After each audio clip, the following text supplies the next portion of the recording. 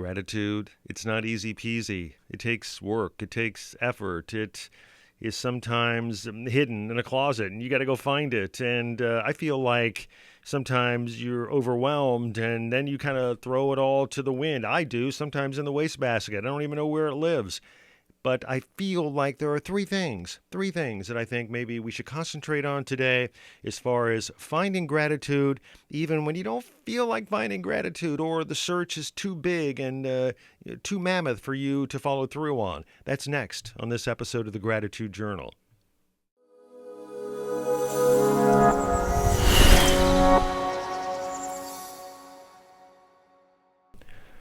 There's a commercial out there. I'm not sure which one it is. It's about a bunch of people going to this vacation spot and like nobody knows about it. And then all of a sudden they all know about it. And like there's a line of people waiting to have their picture, taken in front of this amazing vacation spot. And one of the ladies who is in this particular advertisement, she dwells on gratitude and thankfulness, and she's, kind of waxing philosophic about, just finding your peaceful space to, be mindful of what you have to be thankful for. And it's kind of, it made me feel a little icky because I feel like that's fine if you feel grateful and you have gratitude, and that's the way that you go about showing it. But I feel like, there is kind of like a myth, to gratitude.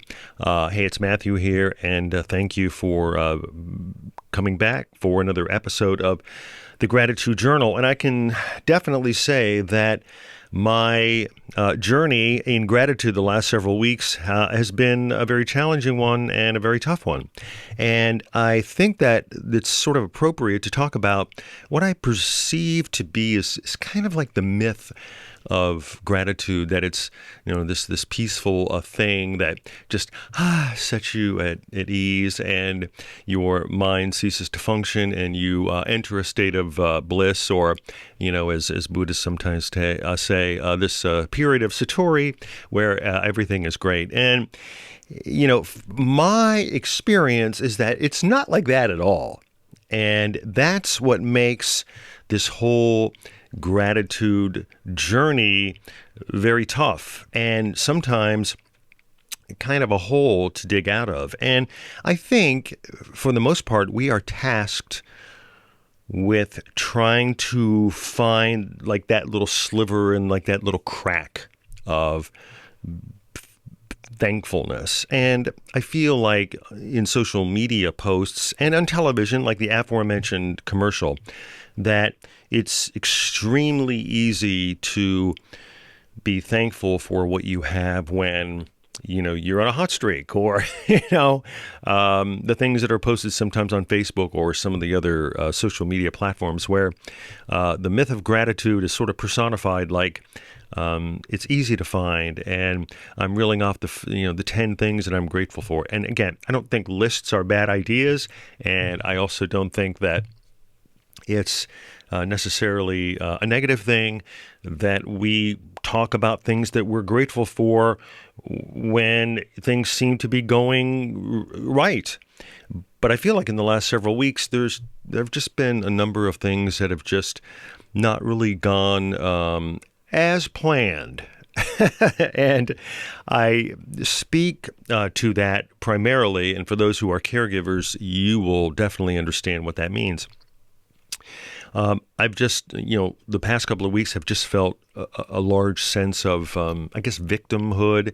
Like, why is this happening to us? And why is this journey so difficult sometimes? And wow, it sure would be easy, to post something online on Facebook because I just had this, tremendous thing happen to me. And I feel like all those are good and they have a place. But I think the tough part about it is kind of overcoming the myth of grateful means all these good things have happened to me.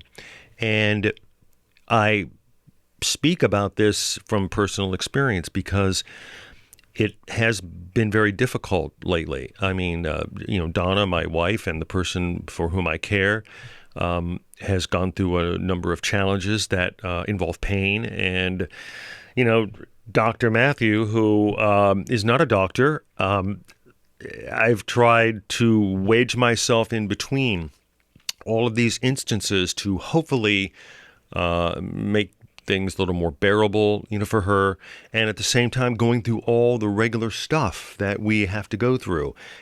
If we're employed like I am, operating at a high level and, being cognitively attached to the things that are going on, and at the same time knowing that there are, caregiving things that occur throughout the day that interrupt that chain, and mentally and physically and maybe even spiritually, you have to prepare yourself. At least I do.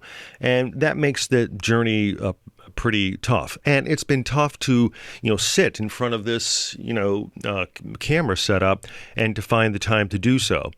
And amongst all the other things I want to do, trying to meditate, which is tough anyway to do every day, and play this guitar. I don't even know if you can see it. I don't think so. Trying to strum out a few chords and try to read a little bit, and mark off your own personal checklist to make sure that you're doing the things that are necessary for your own, sustainability, and that you're advancing and that you're trying to, achieve some goals. And at the same time, try to be the best caregiver as possible. And so I think the first thing that I want to just address is that, if you're looking for the myth of gratitude, like you're that person standing in front of whatever geographical location that was so beautiful that all of a sudden now I feel this kind of wave of thankfulness coming over me. It's just not always like that. And in the mucking, as my friends who follow more hockey than I do say, when you're down in the corners mucking and grinding, that's kind of like where the real hockey takes place. And I feel like if you experience the same things that I experience, as a caregiver and trying to be employed and have a business and trying to do all the things that you need to do to operate at a high level, that, the myth gets overshadowed by the mucking and grinding, and hopefully that you and I find ways to find this little sliver through all the gunk and figure out what can we truly be thankful for. The second thing I want to bring up is the fact that I think that you can do two things at one time. And what I mean by that is I think that you can be overwhelmed and still find some semblance of something to be thankful for. I mean, in our case, a whole myriad of things can happen, during the day. And there's just this overarching feeling of exhaustion that for me, that there's nothing else that I can do for this day. I can't get a win.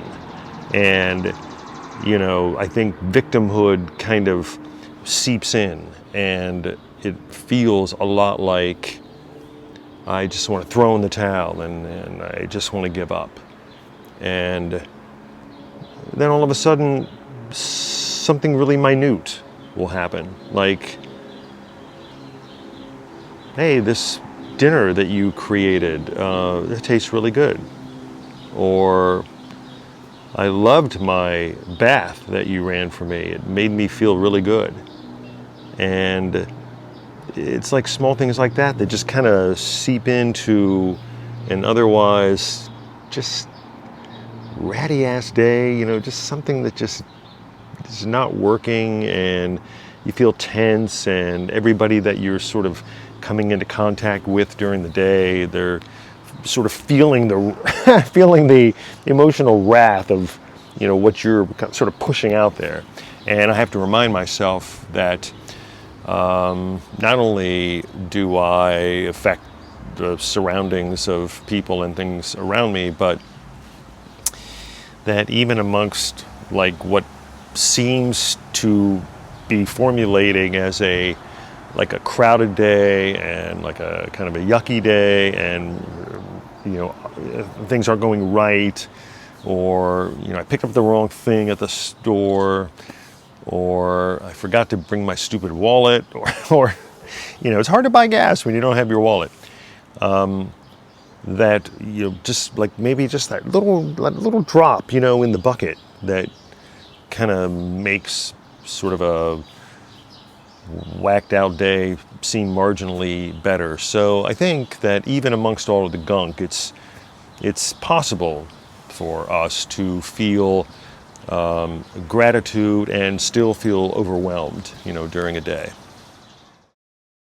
Yesterday was an amazingly beautiful day. In fact, the whole weekend, this long Memorial Day weekend, has been spectacular weather-wise. Chilly and cooler than normal, which we all kind of can't really figure out why that is, even in our neck of the woods, which is historically kind of a northern city, an area that struggles, to find warmth sometimes in the month of May. It's just been a really weird month of weather here in our neck of the woods.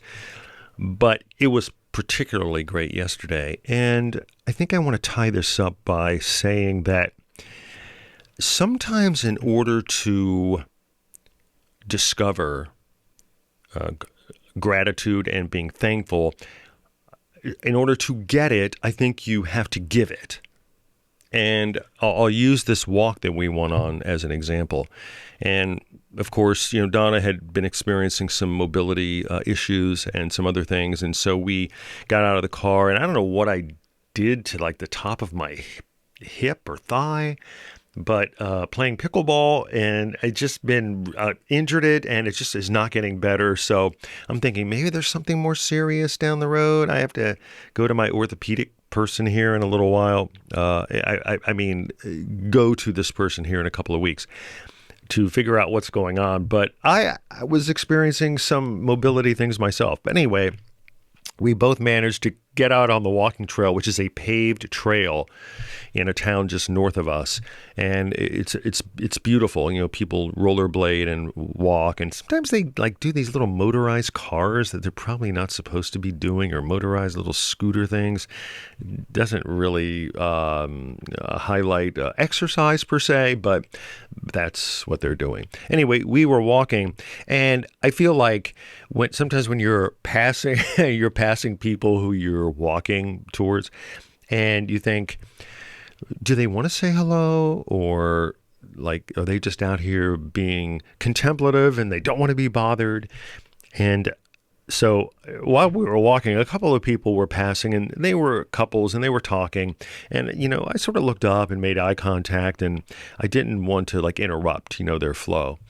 And it was just better for me not to say anything, or Donna not to say anything, because sometimes she takes my lead on these things. I know it sounds dumb, but I feel like saying hello and just acknowledging each other's existence is, in a sense, a degree of thankfulness. Like, I know I don't know you, but we're probably all going through the same weird journey. And so I hadn't been saying anything. And then I saw this young person who was kind of doing sort of a walk run, and didn't look like they really wanted to be involved in saying hello because they had their earbuds on. And so I kind of made eye contact with this person, and then I kind of looked away. And this person said very audibly, because I was looking down, "Hey, hope you guys are having a really nice day today." And then this person kind of swooshed past me, and I felt like it would have been weird to go, "Okay, you too." But I didn't like take the opportunity to say anything to them. And then when they said something to me, I felt kind of bad, like I didn't do that. And it brought up this point that I wanted to make today about giving to get. And I think sometimes, not in a reciprocity type of thing, but I feel like even just to send a note to someone, a card, like a handwritten note, which I still think is an extremely powerful tool, just to express yourself to another person.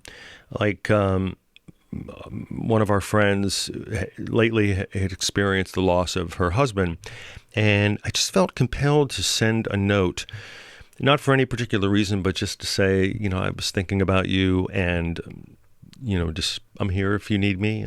Not really nothing more than that. And I feel like I know how good I feel when I get those kinds of notes, or if I'm deep in my thoughts walking and someone walks past and they just go, hello, hey, how are you? How's your day going? That it tends to mean a lot to me. And so I feel like we, in this journey, I think we have to keep that in mind for each other too. Like, you can't just always receive stuff. I think you have to be on the giving end as well. And I think maybe that illuminates our perception of what we can be thankful for. So I would say I was extremely thankful for the day, the weather, and extremely thankful for that young person with their earbuds on who looked totally intent in their workout or digesting what they were listening to, and took that momentary series of seconds to teach me a lesson, to make sure that I give as well as trying to get or receive. So hey, let's be grateful. I'm grateful that you spent some time listening to the gratitude journal. I mean, you could have been spending your time learning that new recipe for cornbread, or, learning how to stretch out the hip flexor so that you don't have pain. So I'm grateful for that. So here's to a day of gratitude and thankfulness, and we'll see you next time.